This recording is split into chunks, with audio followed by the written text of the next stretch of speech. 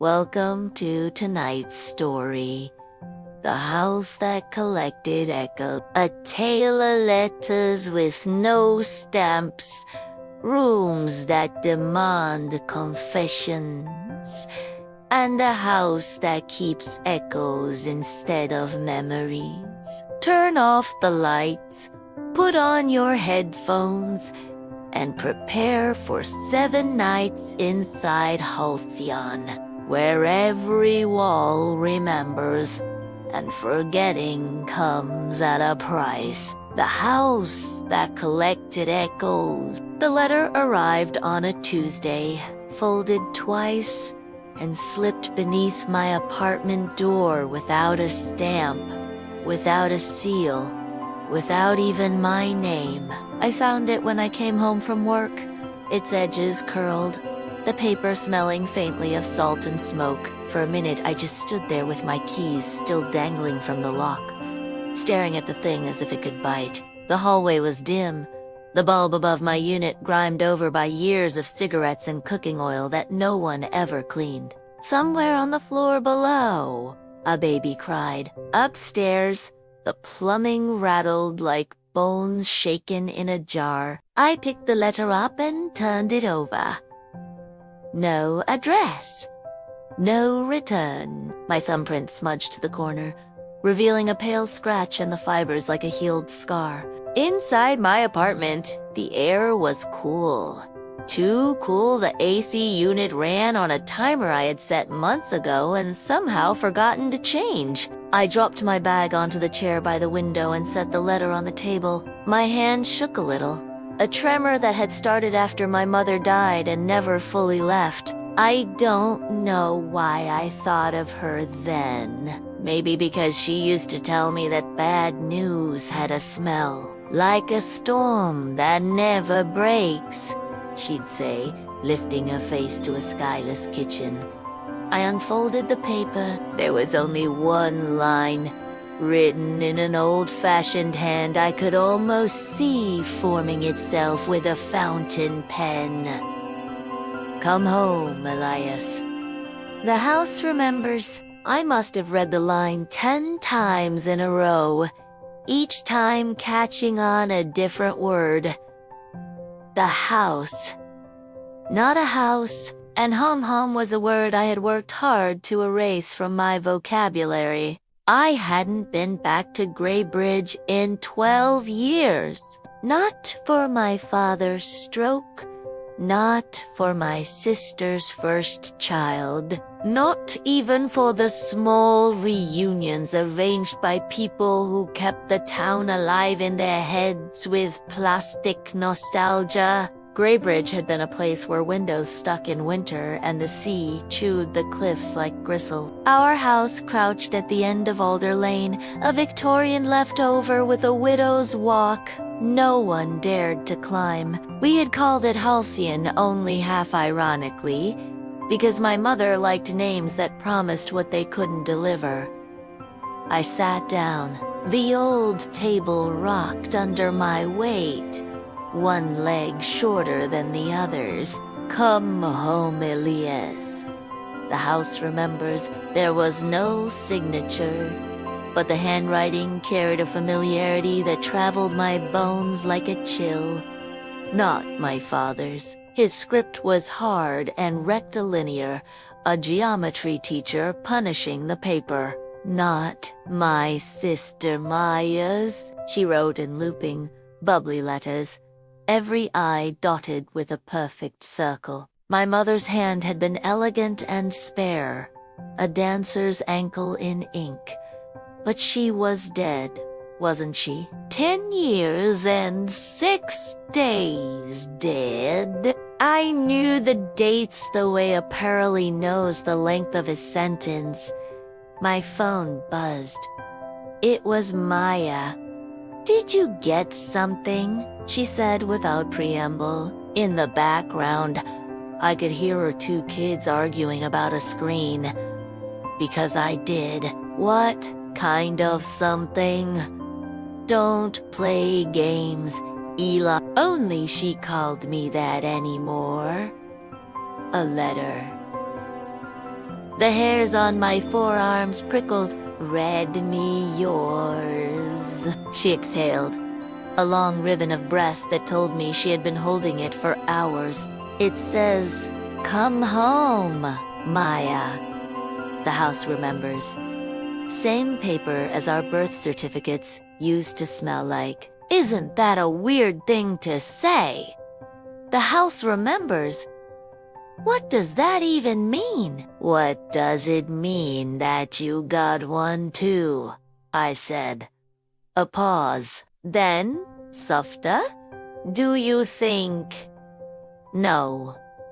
I cut her off. "Certain names you do not speak unless you want them to wake." "No, Mom's gone. I know that." Her voice hardened. "I had to sign the last form at the hospice. You were in Chicago, remember? You sent flowers that smelled like the lobby of a hotel." "I remember," I said, because remembering was the only honest thing left. We went quiet. There was a universe in the static between us. I could hear the faint drip of Maya's kitchen faucet, the way it had dripped when we were kids and our father would swear he'd de-fix it on Sunday, then forget. "When did yours arrive?" I asked. "Today?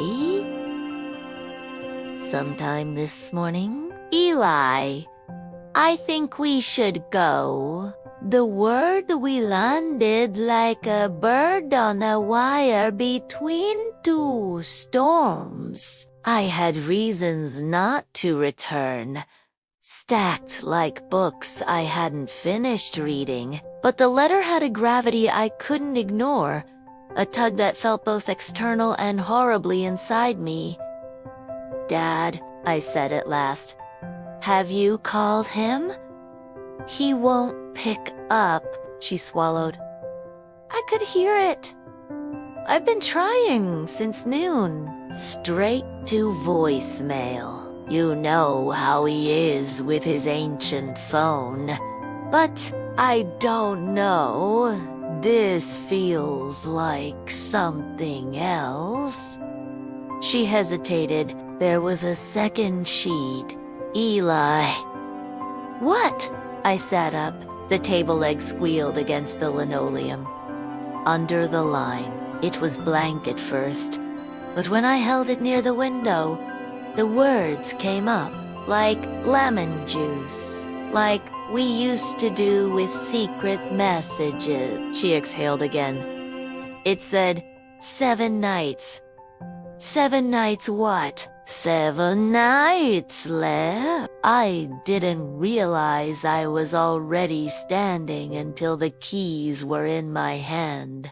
"Pack a bag," I told her. "I'll drive overnight." "You still keep that blue suitcase under your bed?" "Yeah," she gave a shaky laugh.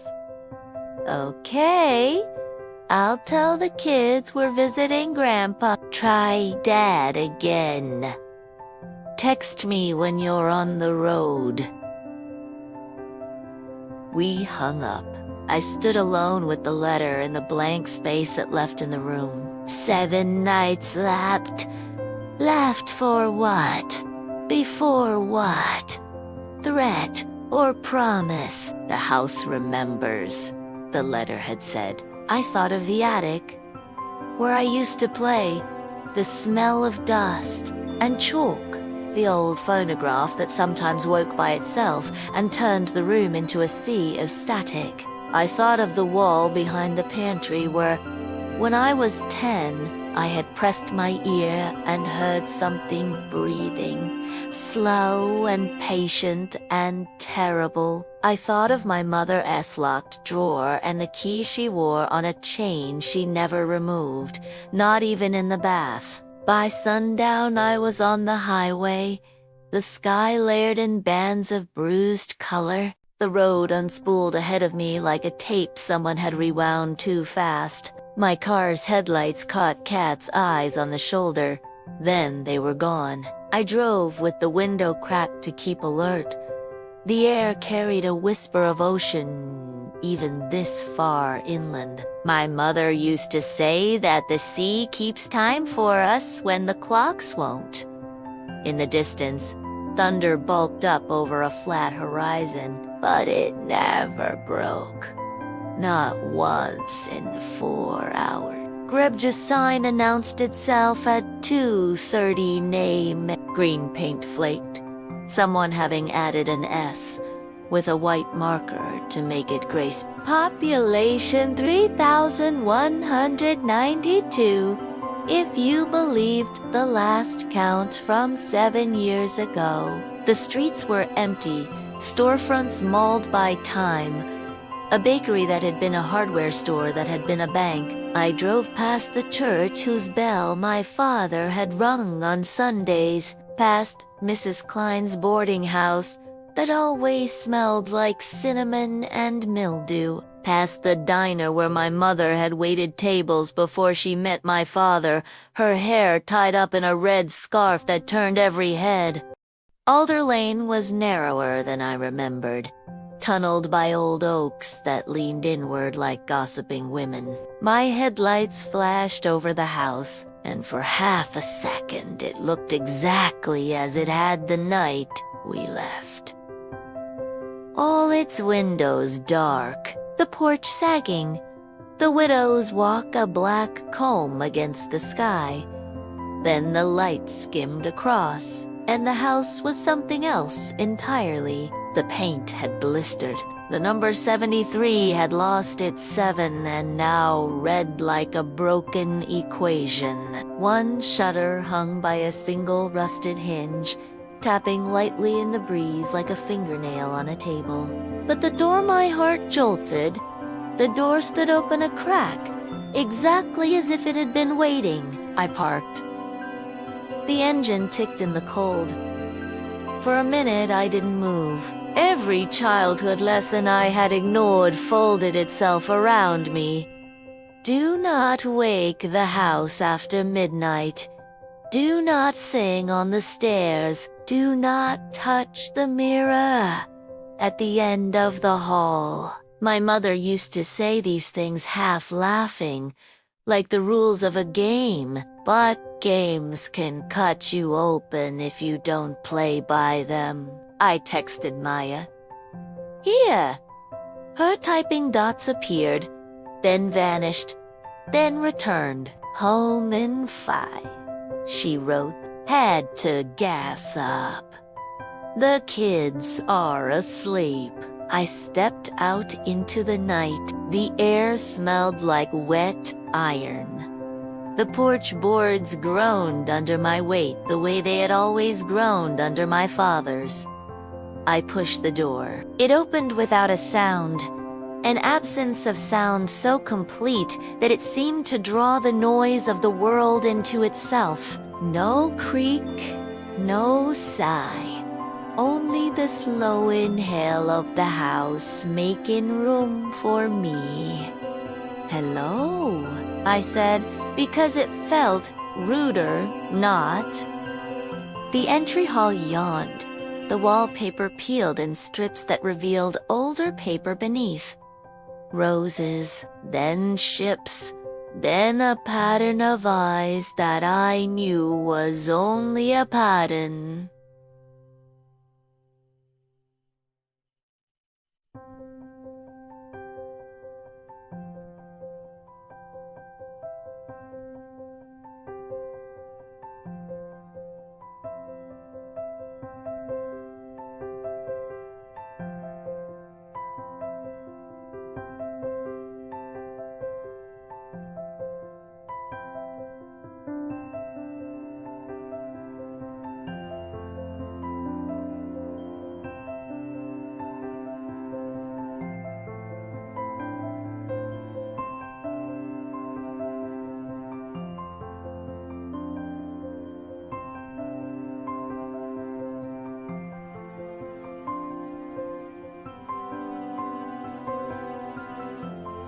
One summer when I was 8, it wasn't Dust shone in the beam of my phone's flashlight like snow falling upwards. The mirror at the end of the hall held a dim, indefinite reflection someone my height, my shape, wearing my coat but with shoulders hunched in a way I didn't realize I had learned from my father. The grandfather clock to the left, long stopped, now ticked once, just once. A single heartbeat sound.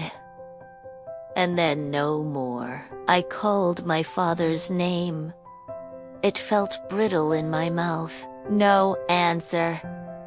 The kitchen was as we'd left it the night of the storm, the night everything came loose from the moorings of Bifa. The window over the sink was cracked in a lightning shape.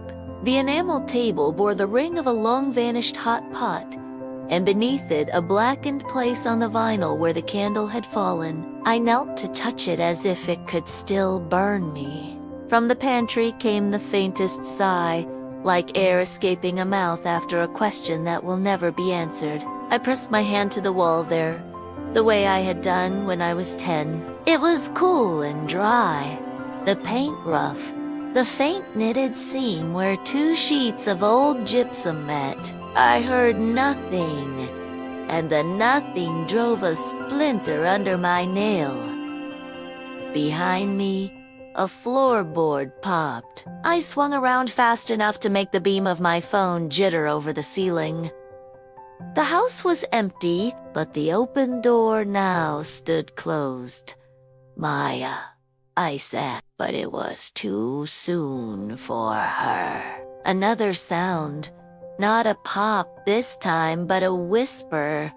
The wordless kind you hear through a thin apartment wall at 2 in the morning. The whisper came not from the pantry, not from the hall, not from any room, but from the stairwell itself. The stairs were steep and narrow, carpet worn to a penitent's path. On the 5th step, as always, a nail had glimmered like an eye. When we were kids, we would jump the 5th step for luck, even when our father told us to stop playing. Now I put my foot on it intentionally. It made a sound like a pen stabbing paper. At the landing, I paused. The hallway upstairs had always seemed longer than it should be according to the footprint of the house, as if the carpenters had unrolled it like a scroll. The doors stood half open, each of them holding its own darkness like lungs hold air. The first on the left had been my parents' room, the second mine.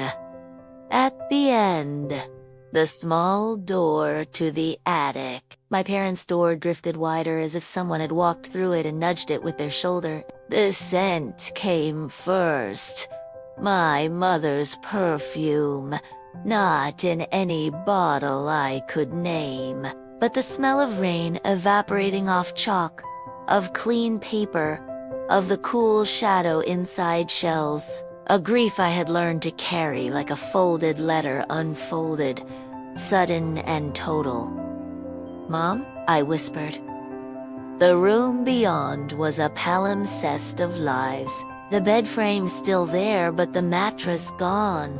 A dresser with one drawer removed and leaning against the wall like a man at a bar reconsidering his choices. On the dresser, a hairbrush with a few pale strands caught in it, as if the years didn't know how to keep their hands to themselves. On the vanity, the locked drawer, famously locked no more, the key lay in the small dish, shaped like a swallow.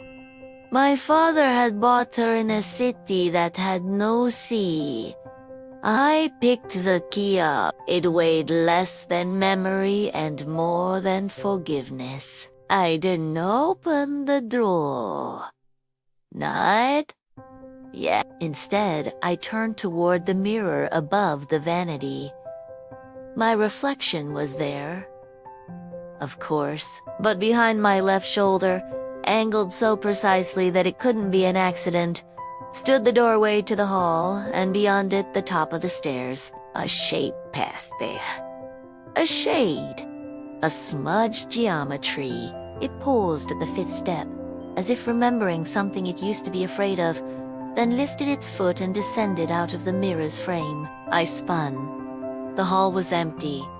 On the nightstand beside the bed that no longer existed sat a glass. I lifted it and tilted it toward the window, and the moon's thin light drew out a ring inside it. Dried salt. My mother had kept the ocean in her water, she'd said once. A joke which of us would dissolve first.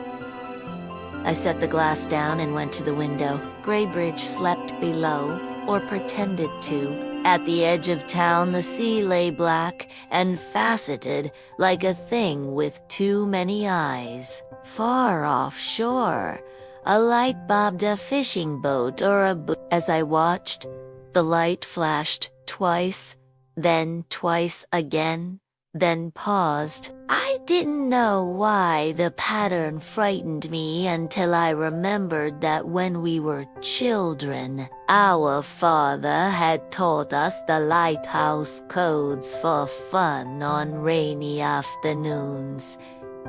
Too short, too short. H. The first letter of Halcyon.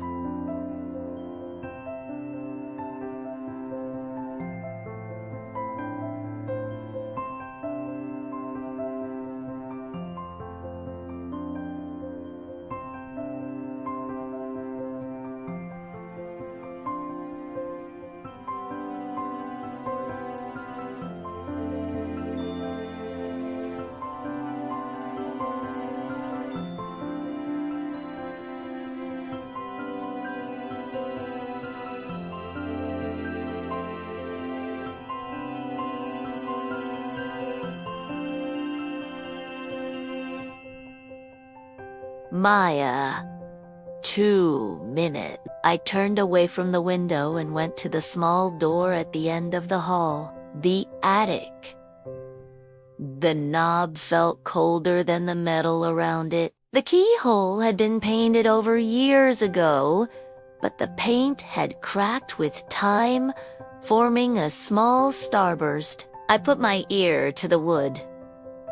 For a long moment I heard only my own breathing, the house's stillness, the tiny living sounds of old structures settling into their own history. Then, tinier than that, like a pencil walking across paper, a scratch, another, a drag, as if someone were writing on the other side of the door. As if the attic were composing a letter with patience and a hand it had borrowed. Behind me, the front door opened. Maya's footsteps ran up the stairs, lighter than mine, covering the 5th step, without a sound, as if she'd learned the trick of it. She reached me, panting, hair loose under her hooded jacket, her eyes bright with fear and something like relief.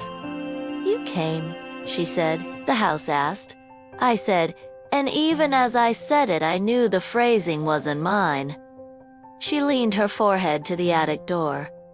"Do you hear it?" "I do." Her mouth trembled. "It's been writing to us for years, hasn't it? We just didn't know how to read." The scratching stopped. On the hallway wall, in the patchwork of peeling paper, the pattern of eyes seemed to tilt slightly, like a crowd adjusting to see a stage. "How long?" I asked. 7 nights, she said, "starting now." "Until what?" She looked at me the way she had looked at me when we were 16. And she had found the photograph in our mother's locked drawer, the one our mother must have put back later, the one neither of us ever spoke of again. "Until it forgets us," she whispered. "Oh, until we remember it."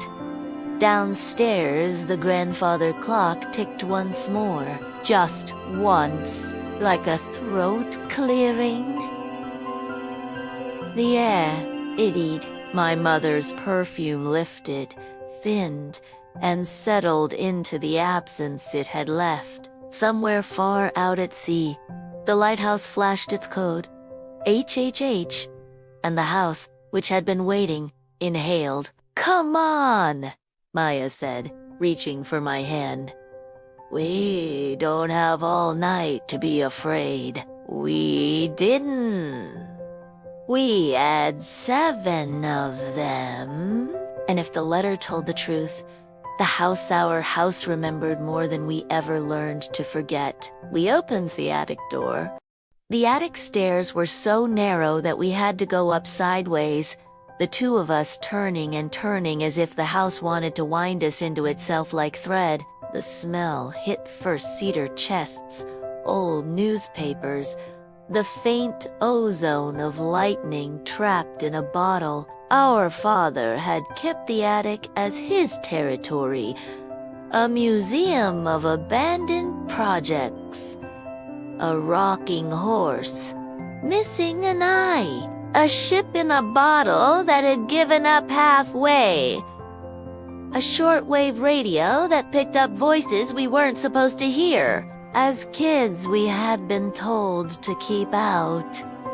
As teenagers, we obeyed. Some doors we had learned early kept us safe by staying closed. Now, the door had opened with a breathy inward sigh, and my phone. S-Light found the phonograph in its place by the dormer window, a horn like a black flower, the turntable still, the needle angled like a lifted finger. On the table beside it sat a notebook. Leather, cracked. My mother's. I knew it before I picked it up. The way you recognize your own name in a crowd. The cover had swelled with age and shrunk with heat, its edges rough as pastry. A thin salt crust rimmed the strap that held it closed. I unlooped the strap and the book opened itself to a middle page. The script there was the same as on the letter. Elegant, not mine. Not my father's, or my sister's, not even quite my mother's, as if someone had learned her hand perfectly and then made one deliberate mistake. The house collects echoes. An echo is not a repetition, but a return with change. Memory is the shape of that change. Is this heard? Maya asked, peering over my shoulder. The wind nudged the stained glass in the dormer window and broke the light into boiled candies on the floor. I ran my palm across the page. The ink had bled slightly into the paper fibers, a halo around each letter. It's her book, I said. But this, I tapped the line, this isn't from the old entries. I flipped backward. The earlier pages held grocery lists, phone numbers, sketches of shells and the hills behind town, notes about who had fallen ill and who had recovered. There was a page about me. Eli's cough, worse at night. Remind Dr. Henley about the syrup, and one about Maya. So full of steps to a birthday cake that you could bake it from memory alone. The handwriting started looser, more like my mother's, then tightened into the fine script that had summoned us home. Someone wrote in it recently, I said. Recently? Maya snorted, as in after she was buried. The wind nosed the phonograph and made the horn hum. I turned to the newest page again. Below the lines about echoes, another entry had appeared in a paler ink as if written in water that evaporated slowly into visibility.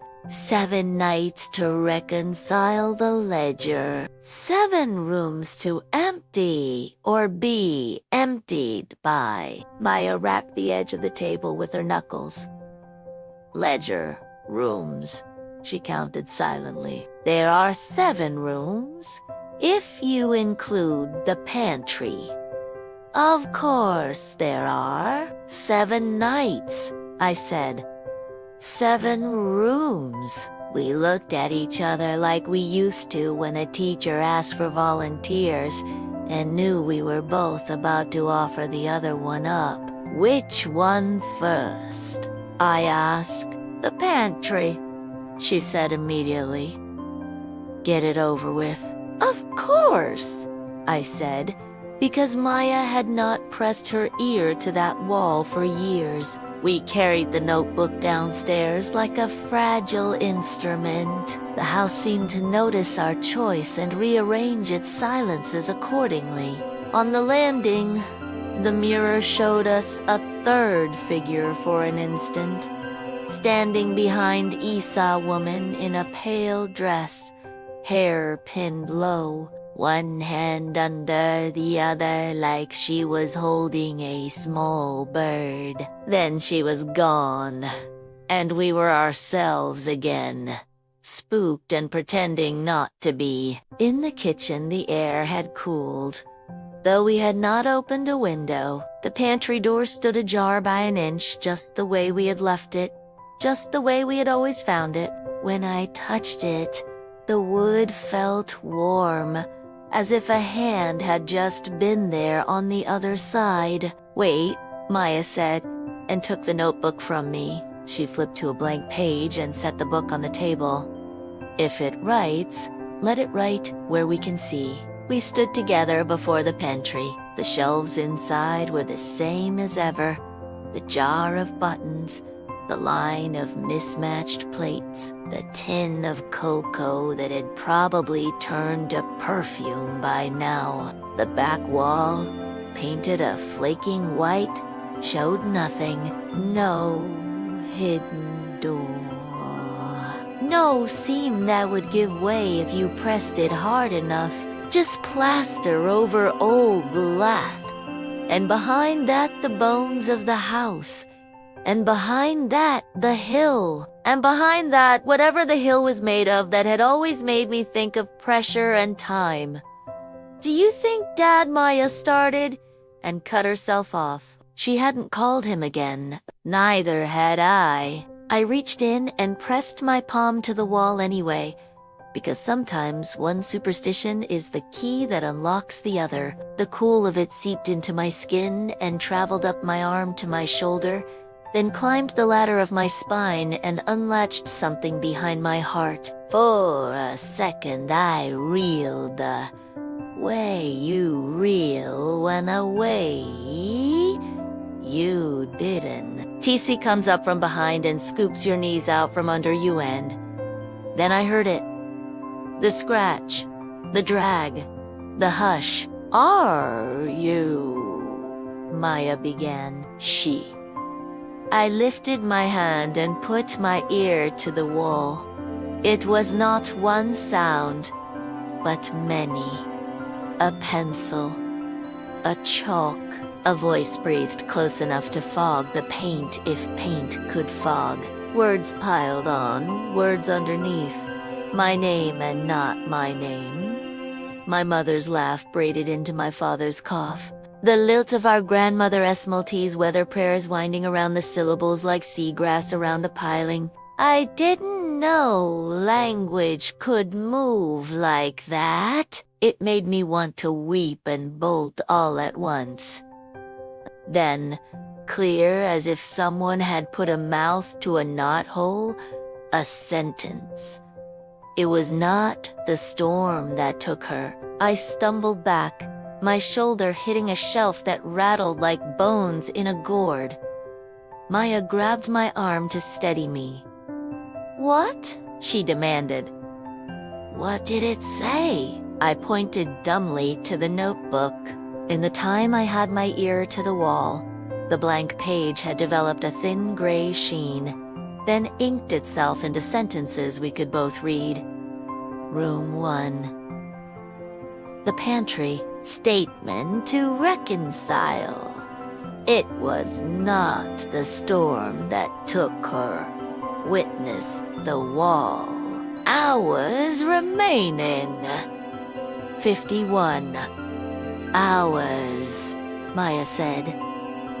It's counting already. She flipped pages as if the math might change. 7 nights is 168 hours. We've used, nearly 5 hours getting here. Don't? I said. Your math voice sounds like Dad. She glared at me. You heard it. Not the storm. If not the storm, then what? My mouth felt dry. We should find him. Dad. Yes, before the house answers itself. Without us, she looked at the pantry wall. And for the first time that night I saw her afraid in the old way, the child way that has no pride in it. Do you think it will? Open. Open how? You know how, she swallowed. Like when we were 10 and you said you could hear the ocean behind the plaster, and I told you, the ocean isn't behind walls. And you said in this house it is. The wall, to its credit, did not. Oh, but something in the air shifted toward the hallway, and the mirror at the end of it caught the shift and multiplied it and sent it back as a darkening of the glass. Okay, Maya said briskly, as if a checklist could save us. Rooms, pantry, hall, parlor, dining room, study, bedrooms, attic. 7. Which one will tell us where he is? The study, I said, because that was where our father kept things he pretended to have lost. Always the study. We found the study as claustrophobic as it had been when we were small. The shelves doubled by the mirror that formed the opposite wall. The mirror itself was a trick. An old piece of silvered glass that showed more than reflection if you looked long enough. There, at the bottom left corner. The silver had tarnished to a cloud, and sometimes the cloud resolved into a scene our mother called unhelpfully elsewhere. Tonight it displayed a table with a teacup and a hand-long fingers, masculinely tapping a pen. Not our father's hand. The pen was the wrong kind, old-fashioned and elegant as the script in the notebook. It hovered over paper. The paper said a name. Halcyon. Maya exhaled. It's writing to itself about itself. Or someone is writing about it from elsewhere. I lifted the notebook. On a fresh page, ink spread like frost. Rome 2. The study? Statement to reconcile. The house writes when the living won't. Witness. The mirror. Ask. Where is the father? Maya stepped closer to the mirror, almost touching her breath to it. Where is he? Big he? She asked in a voice I recognized from the night we lost our mother. A voice addressed to a power you could not name. The mirror did not fog. The cloud in its corner did not shift. But the teacup trembled as if the hand had knocked the table, and the pen drew a small arrow downward. At first, it was only nonsense. Like the arrow children draw in notebook margins when they are bored. Then the arrow became a floor plan so accurate I could feel the studious dimensions in my feet. A rectangle with a rectangle under it, stairs. A small square that meant a room we did not know or had forgotten existed. Basement, I said, but we don't have. Maya gave a short, humorless laugh. "Of course we do," she said. "We just called it the cellar and pretended it was where spiders kept their wine. We went to the cellar door at the end of the hall, beyond the kitchen. It stuck, as always, on the damp, swollen frame, and gave way, as always, with a grudge in its wood. The smell came up hot and sour. My phone's light caught the old stone steps, and the coil of a hose and the slick bodies of slugs engaging in their long, patient work. At the bottom, the air changed the way air changes when you step off the ferry and land on an island that does not care you arrived." "Dad," Maya called. "It's Maya and Eli. Are you down here?" Our father's name did not like the basement. It clanged off the stone and fell without echo. I moved the light left to right, careful, slow. Boxers. The oil burner. The old freezer that hadn't run since I was 12. Expired paint. A double sink scarred with rust, and there, in the far corner, a door so narrow it had at first disguised itself as a seam between stones. "I never," Maya began. "I did," I said, surprised by the memory that rose. "Once, I was very small, and I dreamed it. And when I woke up, the line was there, like a pencil line that had waited for me to learn what it meant." The door opened inward with an affronted gasp. The room beyond it wasn't much of a room at all. Just an alcove with earth for a floor and brick for 3 walls, and the 4th wall absent, replaced by the house's own ribs. The ribs formed arches. The arches made a tunnel that narrowed quickly, as if the house had attempted to grow a root and then changed its mind. "Dad," Maya said again, softer, and this time the word unfurled with cautious sympathy, like a hand approaching a skittish animal. Something moved in the dark beyond the ribbed wall. Not a person. Not quite. Skin-brushed brick with a sound like paper pulled slow from a notebook. A low-breath shape caught and reformed itself. I lifted the light and caught, God help me, the angle of a shoulder, the outline of a jaw. A man standing half in the world and half in the space the house made for him. His eyes catching the light and tossing it back, dulled. My heart reeled.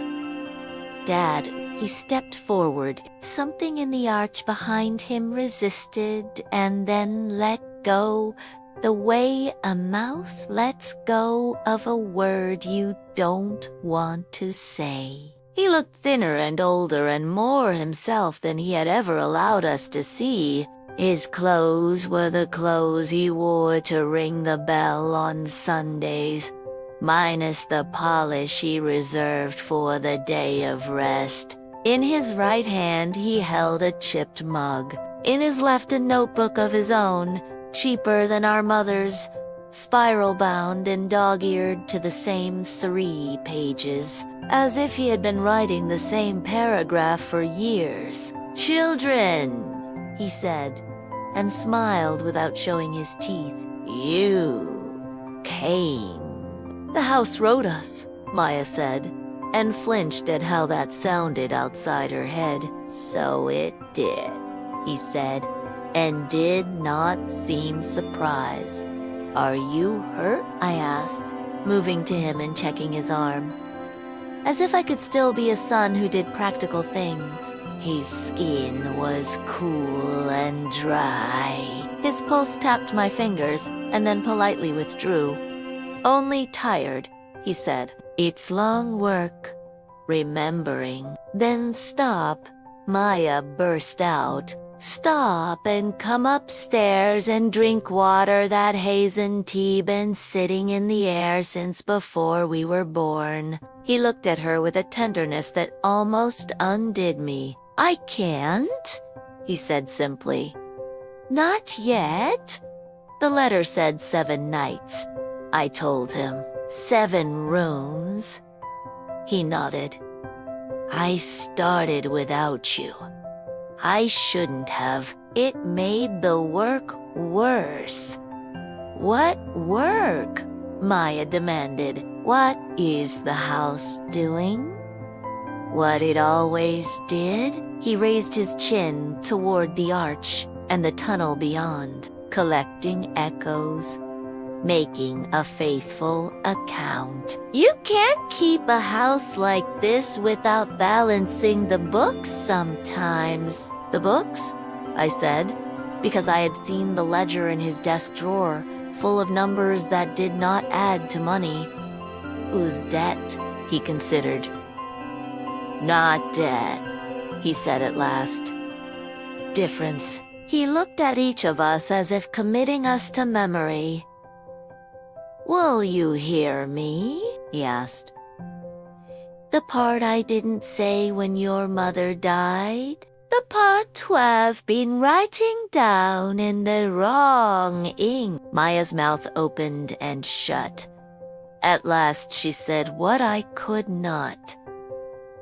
Yes, our father took a breath so deep it seemed to scrape his ribs on the way out. It was not the storm, he said, and the pantry's wall said the same, and the notebook wrote it while we watched. It was the house. Silence stretched until it thinned enough to tear. He lifted the cheap notebook and offered it to me. On the top page, in his crabbed hand, a single line. I asked it to keep her and it tried. Maya made a sound that was not a word. The attic above us creaked settling or an ascent. The mirror upstairs clouded and then cleared and showed the teacup upright now. The hand still. The pen lay down. In the study, a book fell from a shelf with a noise like the end of a speech. You asked. I could barely make my voice through the grit in my throat. You asked the house to keep Mom for one more night, he said, and his eyes swam. She was already going. The storm was just the story the town would tell to make it make sense. But I knew what the house could hold. I knew because it had kept other things for us heat in the walls in winter, the shadow of summer in the curtains, your laughter. He looked away. I was not ready to pay attention to the difference. Maya stepped toward him. And it tried, she said flatly. You wrote that it tried. He nodded. It kept her breath. It kept her warmth. It kept the light on in her eyes, but it could not keep the part that makes the rest of it a person. That part it echoed, and an echo, if you hold it too long, becomes a voice that won't let go. Upstairs, the grandfather clock ticked a third single tick, as if to punctuate a sentence no one had finished. The notebook in my hands warmed, then cooled, and wrote another line under my father's confession. Statement to reconcile. The bargain was made here. Witness the ribs. Hours remaining 47. Maya rubbed her face with both hands like she could wake up differently. Okay, she said. Okay, so we have to reconcile these statements, whatever that means, in 7 rooms. Then what? The house. Lets go of her. Or gives her back the way she was. Our father looked at the arch, the tunnel, the ribs. It lets go, he said. of us, of its work, of all the echoes it kept because we would not. And if we fail, he didn't answer. He didn't have to. The house answered with a small drafting of air that smelled like the color black. We went upstairs with him, step by slow step, and laid him on the couch as if he were the one who de-traveled to find us. He drank the water Maya brought him, and watched us like the sea watches the shore. Not judging, exactly, not indifferent, just older than the question. "What's the next room?" I asked the notebook, because by now I believed it would tell us. The book wrote, "Room 3. The parlor, statement to reconcile. A photograph is true in the way a dream is true. Witness." The frame. Maya and I looked at each other. We both saw the same image in our heads. The photograph in our mother's drawer. The one she had locked away and worn the key over her heart. The one Maya had seen once and told me about and then never spoke of again. In it, our mother stood on the widow's walk with her hair down, the wind lifting it like a veil. Beside her stood a man who was not our father. The man, his hand rested at the small of her back with a familiarity that made my throat ache. The sea behind them was the color of slate, and the sky had a crack in it where the storm had not yet come. The photograph had been dated in pencil on the back. June 13th, the year before Maya was born. "We're going to have to look at it again," I said. Maya shut her eyes. "Of course we are." Our father did not speak. His breath slowed the way a metronome slows when the player's hand hovers over it, deciding between speeds. He glanced at the window, where the first light of a reluctant dawn was trying the word morning on its tongue. On the hill, the oaks held their gossip tight. "We have 47 hours before the pantry statement fails to balance," I said, saying it made the math no kinder. "We should start." Maya nodded. "Parlor," she said. "Photograph. Frame. And then whatever it asks next." We went together into the parlor where the wallpaper ships sailed in a wind that wasn't there, and the dust on the piano keys arranged itself into music we had not learned, and the photograph in the silver frame faced the room ready to be truer than a dream. Behind us, in the hall, the mirror watched with the patience of old glass. Above us, in the attic, the phonograph's needle lowered itself until it almost kissed the silence and then, like a restraint learned over a lifetime, rose again. Morning in Halcyon always had a yellowed quality, as if the sun sifted itself through old paper before it reached the rooms. By the time we stood in the parlor with the photograph, the light had arranged itself in rectangles on the floor and decided to be merciful. For a while, at least. Our father sat in the doorway where he could watch us and be watched by the hall. He did not touch the frame. He did not look away from it either. "I'll lift it," Maya said, and slipped her fingers under the silver. The frame was heavier than it looked. The weight traveled up her wrists to her shoulders. She set it on the piano, brushed the dust from the glass with her sleeve, and together we leaned in. Our mother had timed the picture perfectly to catch a life about to open or close. The wind made a sculpture of her hair. The man beside her was tall, his face turned slightly away, but his profile carried a familiarity that struck and receded like shorewreck. The widow's walk behind them wore its railing like a crown of thorns. The sea beyond had already decided on a storm and merely waited for the town to find the right name for it. June 13. Maya murmured. I dreamed this date last night and didn't want to tell you.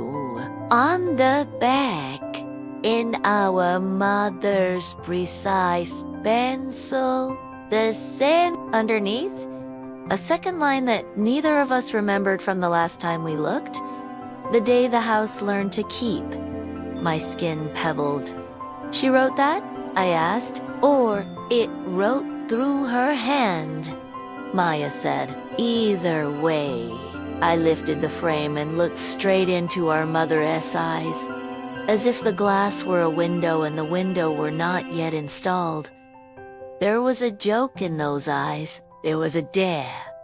There was a sadness so clean it made everything else look muddy. I set the frame back down and found my voice in an old drawer at the back of my throat. Who is he? I asked our father without turning. A man who came to measure the roof, he said. The same story every family uses when it doesn't want the one the house will tell. You knew him, Maya said. I knew his name, our father said, and said the name quickly, as if it still burned. It didn't matter, names dissolve faster than salt under a storm. The notebook on the piano opened itself like a bird with a broken wing and wrote, Statement to reconcile. The frame keeps what the room won't witness. The seam, Maya said, scanning the walls, which seemed at the corner where the parlor's ship wallpaper met the simple painted wall of the hall. A slight ridge divided paper from paint. It had always been there. We had never noticed it, or we had noticed and decided not to. The ridge thickened as we watched, imperceptibly at first, then with a candled insistence, until it revealed itself not as a ridge at all, but as a delicate skinglet, joining of two layers. Behind the parlor lay something else. Not a hidden room, something less architectural and more like the memory of one. Cut it, I said, and only realized how much I had wanted to say those words when they were out and dangerous and alive. Maya fetched our father's pocket knife from the study drawer, where it had always lived under a blue rubber band. She pressed the blade into the seam gently. The paper sighed. The house did not groan or protest. Instead, it relaxed against the knife the way a patient relaxes when the surgeon's hand is steady and the anesthesia has convinced the body to be brick. She cut a clean line shoulder high to shoulder height, then lowered and repeated, then again nearer the floor until the rectangle of paper hung by its last fiber at the baseboard. Dewey? She began. On 3, I said. We cut the paper's top corners. The surface of it felt like a palm. On 3, we pulled. The sheet came away with a hiss, and what it revealed made the room inhale. Behind the parlor, past the lath and the paint, and the soft forgotten mouse nest, lay an image layered directly into the wall's skin. Not a mural, not exactly a photograph, a kept echo, flattened and made permanent by years of retelling. Our mother on the widow's walk, the roof measurer beside her, the angle slightly different from the photographs. Her hair a little more ecstatic in the caught wind, his hand a fraction lower on her back, in the reflected window of the dormer behind them.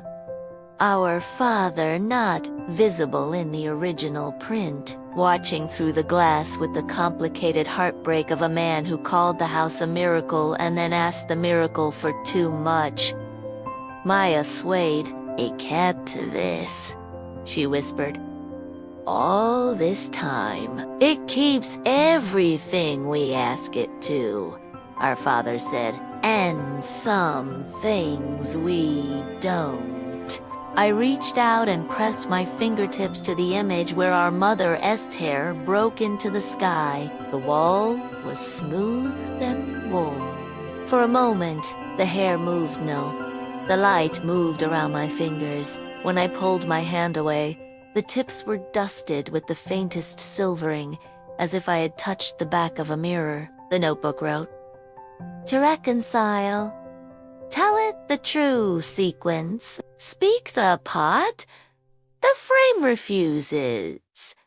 "The sequence," Maya said. "First he came, then she met him, then she stopped. We had never stepped beyond this." Our family story ended before the verb changed tense. But we were not children, and the house would no longer allow us the mercy of blanks. "She did not love him," our father said. And we both looked at him because the sentence was either the unkindest thing he could say or the kind. She loved the version of herself that she could hear when he spoke. She loved the way the wind sounded on the roof when he stood beside her. She loved the future she did not choose. She loved me. He rubbed his face as if unsanding the grain of old choices. "All of this is true, like a dream is true." "And the storm," I said. "The storm was real." "Yes," he said. "And no," he nodded toward the revealed image. "The storm was the house making weather. Out of difference. It doesn't like unbalanced accounts." "In the hospice," Maya said, her voice going somewhere I couldn't follow, "you asked the house to hold her one more night. But it started much earlier, didn't it? The bargain?" He closed his eyes. "In the parlor," he said. "The night she told me the same story twice, and the second time it sounded like an apology." I turned back to the wall. The image shifted subtly as if the house were correcting itself. In the dormer glass, our father turned away. On the widow's walk, our mother's mouth opened, maybe to speak our names, or to say that names are only labels we use to make a mess look like a map. The roof measurer's hand lifted from her back, palm flat, a gesture of surrender that was also a reach. "Then say it," I told the wall, my forehead nearly touching the silvered dust.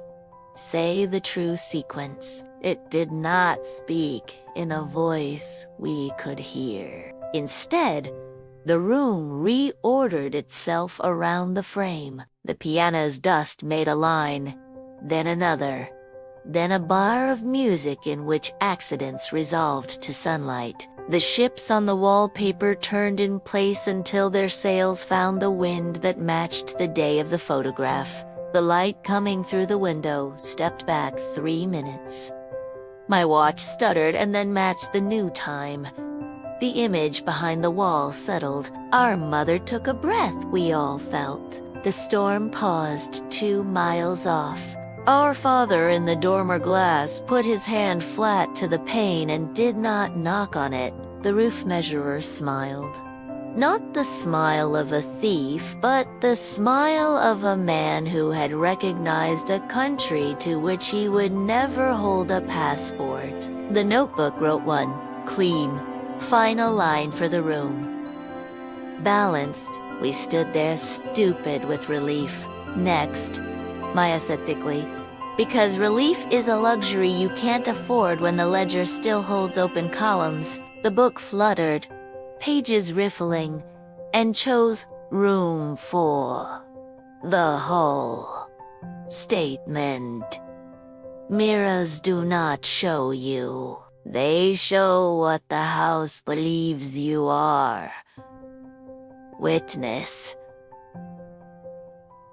The 5th step. We walked into the hall like swimmers into night water. The mirror waited, older than our faces. The 5th step waited, its nail head bright. We knew what to do and hated knowing. Maya went first, heeled to 5th step, her toes hanging into air. She sang the single note our mother had taught us to stabilize the pictures in a thunderstorm, a low, steady vowel that made the house's ribs say yes. I stood behind her with one hand on the banister, as if I could hold the whole structure up by will. In the mirror, the hall elongated, elastic as a held breath. The 5th step gleamed, and then the mirror did the thing it had done only twice in our lives. It stopped copying us and started telling the truth.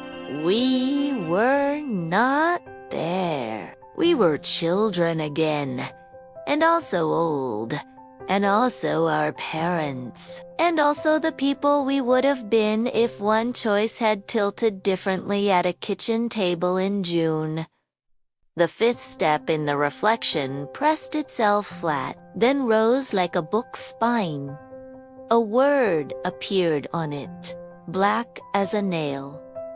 Go away, I asked before I could stop myself. The mirror, which did not care for questions, showed the pantry and the study and the parlor in quick sequence, then the cellar ribs, then the attic's dormer with the phonograph listening like a hunting animal. It showed the backyard where the tree we climbed had been cut down the year the townest insurance man declared it a risk. It showed the widow's walk from below, the way a child sees something they are told not to climb and decides to climb it anyway.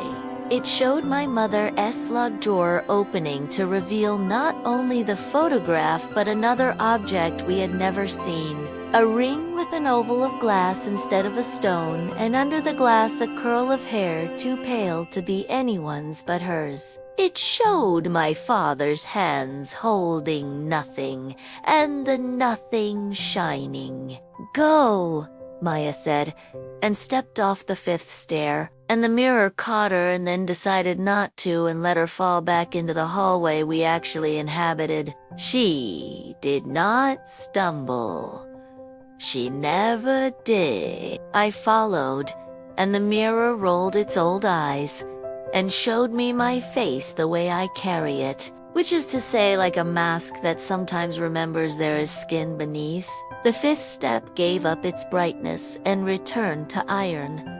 4 rooms balanced, I said. 3 to go. 2, Maya said. I blinked.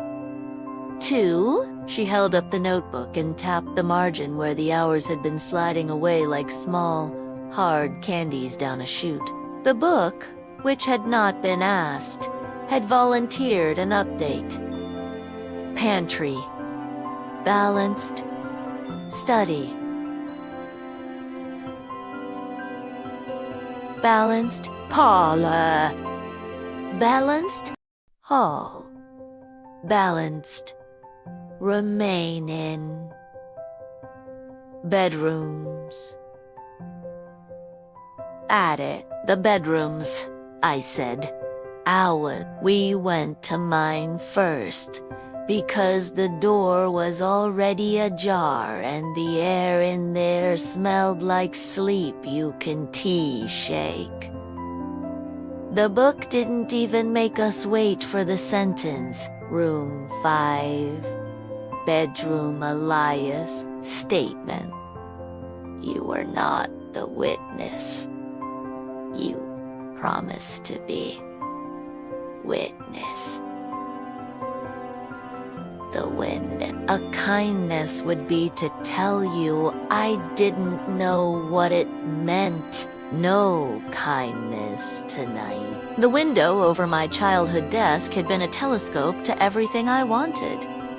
Away, out, city lights, a bus station where nobody knew me. I had promised to stay when my mother's breath went thin. I had promised to hold my father's hand through the worst of it. That night, I had a bus ticket in my pocket and a letter in my bag that offered me an apprenticeship in a studio in Chicago. The storm was on the way. The house already wanted to draw the accounts tight.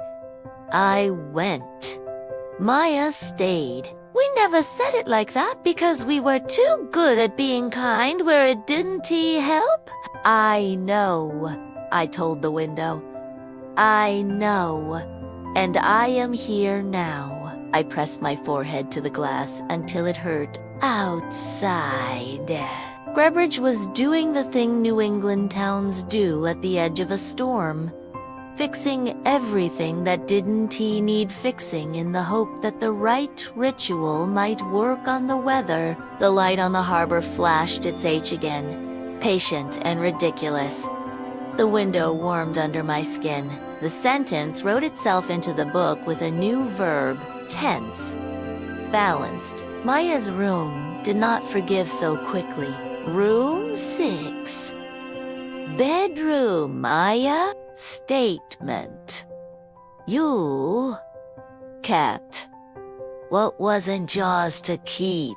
Witness.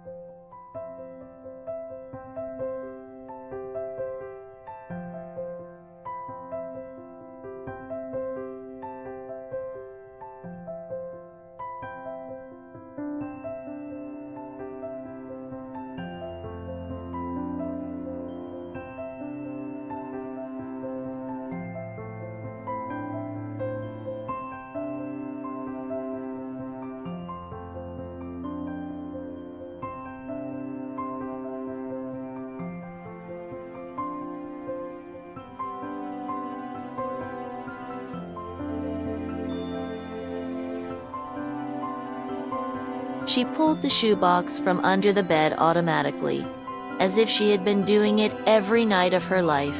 Inside lay the ring with the oval of glass we'd seen in the mirror, wrapped in a handkerchief that had once been white. The glass caught the light and piled it inside itself. The curl of hair beneath looked newer than it should have looked. Maya's hands shook.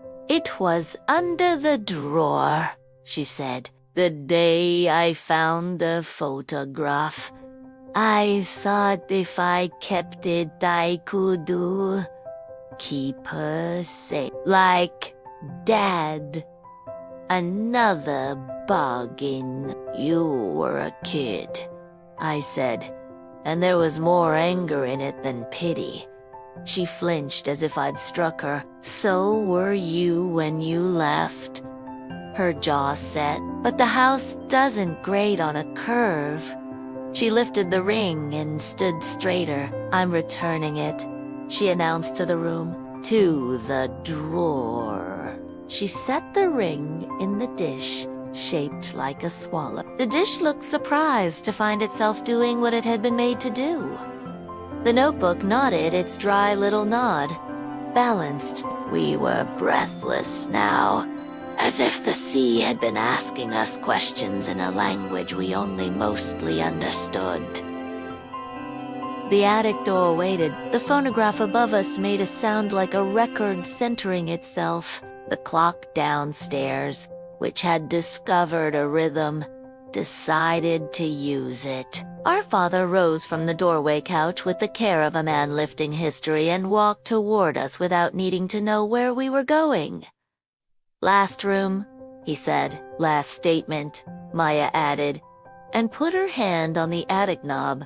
The door opened. The stairs laced us upward. The dormer window held a light like a small herald.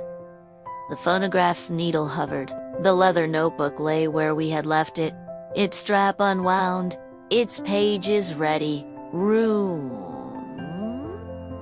The attic. Statement. The house cannot keep the dead. Witnessed. The needle. The sentence sat there, stark as a winter tree.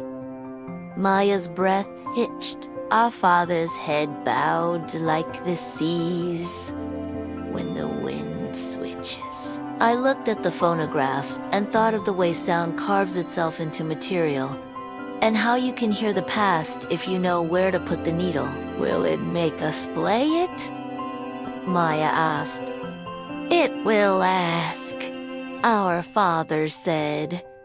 We decide. I lifted the needle. It was heavier than it looked and lighter than I feared. Both. The turntable spun once the way a coin spins when it knows which side it will land on and is pretending not to. I set the needle down. The room held its breath. The horn leaned in. At first, there was nothing, no hiss, no crackle, only a quiet so thorough it made a shape you could set a teacup on. Then a sound arrived. Not music, not a voice, and exactly a voice. The syllables broke into salt and reassembled as my mother saying our names in the order she would have called us to come in from the tide. Behind her, wind. Behind the wind, a life's worth of chairs being pulled back from tables, she said. I am kept, she said. Let me go, she said. You can't keep what already knows the way home. Maya bowed her head and sobbed twice, all the years measured in those two sounds. Our father reached for us and did not find us because he did not need to. We were already holding him by both sleeves the way we used to in parking lots when we were small. I put my hand on the notebook and felt it like a living thing.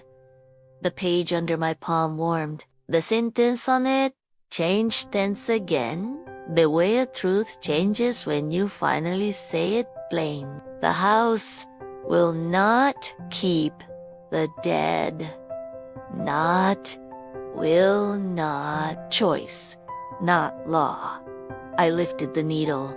The attic exhaled. Downstairs, the grandfather clock decided to run. It ticked. It talked. It offered the house time not as a ledger, but as a ceiling fan. A steady, useful stirring. In the parlor, the photograph behind the wall dulled into gentleness, as if being true had tired it. In the study, the mirror chose to reflect. In the pantry, the wall cooled and lost the shape of a mouth. In Maya's room, the ring under glass clouded for a moment and then cleared, the hair beneath it darkening until it matched the color of our mother's in November. In mine, the window allowed in a breeze that smelled like numbers finally adding up. The notebook wrote its last line. Balanced.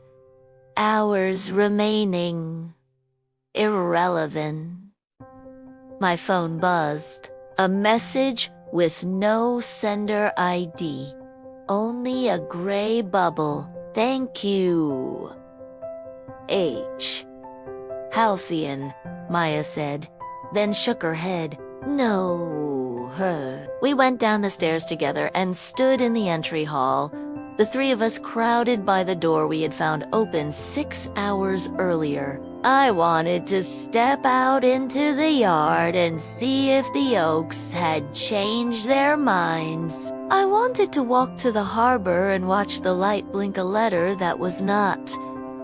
I wanted to sleep for a week and wake up with ordinary problems, like a bill I had forgotten to pay, or a coffee I had left on the roof of my car. The house had other ideas. Listen, our father said, We listened. The house hummed like a cat that had settled in the lap of a decision. The lines where walls met ceilings stopped looking like questions. The fifth stair lost its martyrdom. The kitchen remembered it was for making soup. The mirror at the end of the hall showed us 3 people who might, with practice and weather, learn to forgive each other for doing the best they could with the wrong tools. "What now?" Maya asked. "We live," our father said simply. "And if you have lived under a house's rules, you know how radical that sounds." We stepped onto the porch. Morning had committed to itself. The light lay across Alder Lane in sheets. The Widow's Walk above us held no ghosts. On the horizon, the storm had already forgotten our name. The house behind us, our house, stood like a thing that could tell stories and had chosen, at last, to keep only the kind that end. We didn't lock the door when we left. We didn't need to. The house remembered what it needed to remember, and for once, it let the rest go. By afternoon, Greybridge had the clean, rinsed look of a town that had almost been remembered by a storm. And then, wasn't.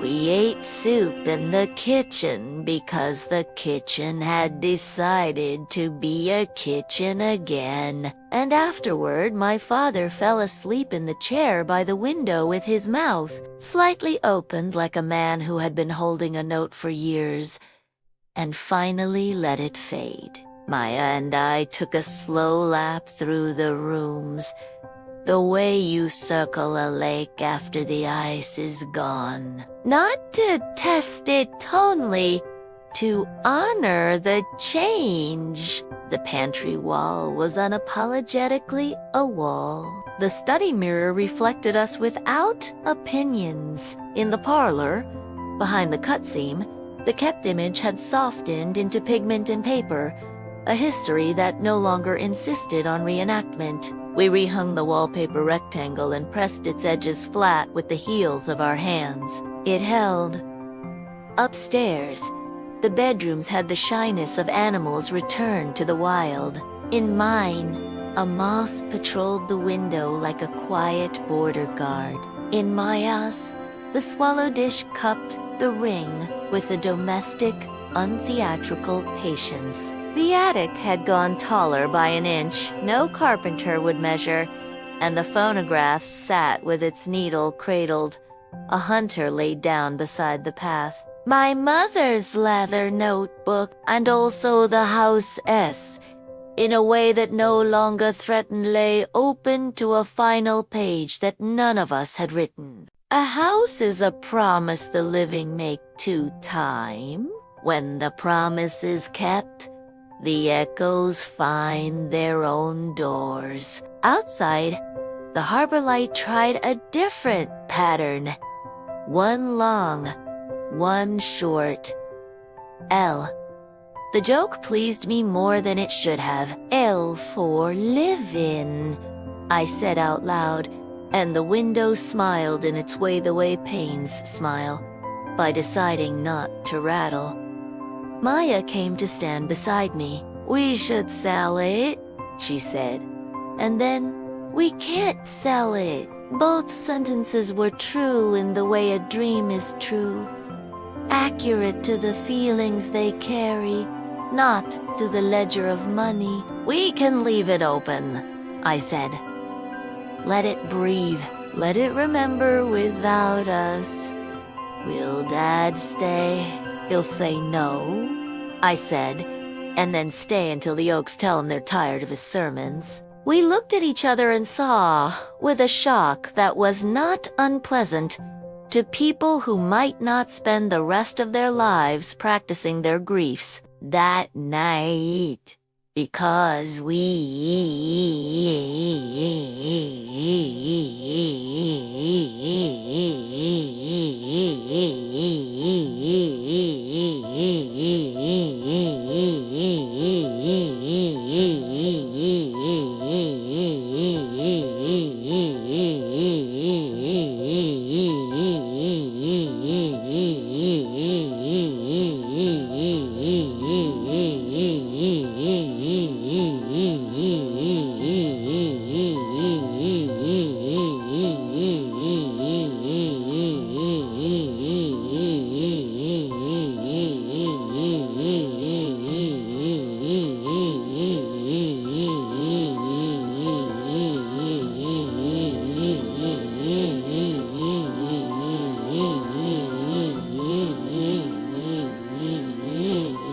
We slept all three of us on mattresses we dragged to the parlor floor like children after a holiday ends.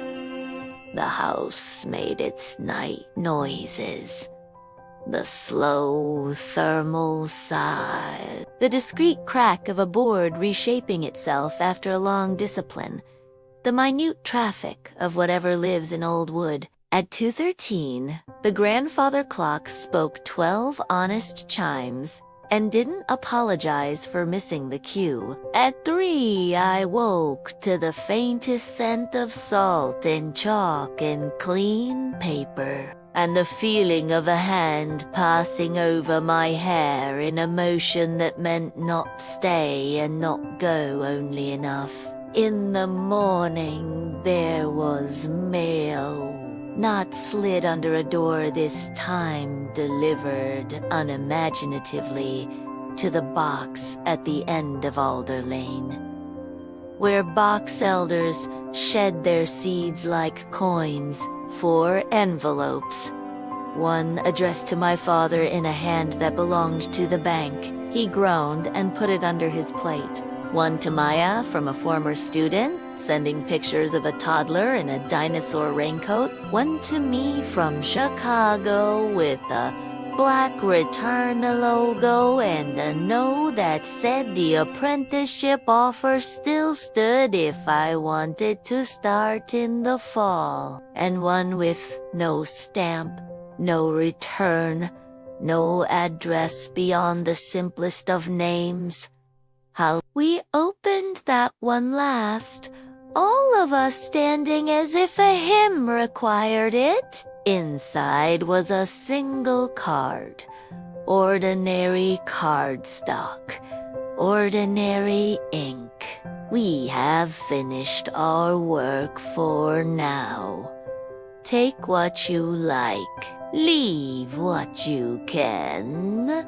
When the time comes, come home gently. On the back, 7 small rectangles had been sketched in a row like windows at dusk. In each, a tiny mark, a jar, a book, a frame, a nail, a ring, a needle, a door. I touched each with my thumb and felt nothing but paper and the echo of our own attention. It was enough. We made coffee. We ate toast. My father told us a story about our mother we had never heard. The time she taught him to walk the length of the widow's walk with his eyes closed, trusting the railing and the names of the winds.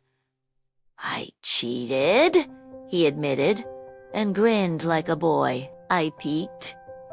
We laughed, like people who might get good at it. By noon, the house had started to smell faintly of citrus from the cleaner Maya found under the sink, of basil from a plant someone had abandoned on the porch that took the hint and decided to live. We made lists of small, survivable tasks. Replace the cracked kitchen pane. Call the electrician about the studies overhead. Oil the front door hinges for no reason other than kindness. On the widow's walk, The air laid its hand on our faces and did not ask us to make a bargain. In the evening, before we locked the door we didn't have to lock, I stood in the entry hall and looked down the length of it to the mirror. For half a breath it showed 3 figures and, behind them, a 4th hair pinned low, hand under hand like she was holding a bird. Then only us. Only now. I bowed my head because not bowing would have been a lesser kind of superstition. Outside, the oaks cast shadows across Alder Lane with the ceremony of old women blessing a threshold. We walked to the car. The house stood. It would go on standing now with an appetite for forgetting appropriate to its age. At the end of the street, I checked the rear view and saw Halcyon as a stack of rectangles and shingled intentions, a place that had done its work on us and would not, this time, hold on. I raised my hand in a gesture that meant not goodbye, and not stay, only enough. The harbor light answered with its slow, deliberate L. We drove toward a future we hadn't promised and therefore might keep. Thank you for listening to The House That Collected Echoes. If you enjoyed this story, don't forget to like, subscribe, and share it with someone who loves quiet horror. Tell us in the comments which room unsettled you the most. Until next time, may your echoes stay your own.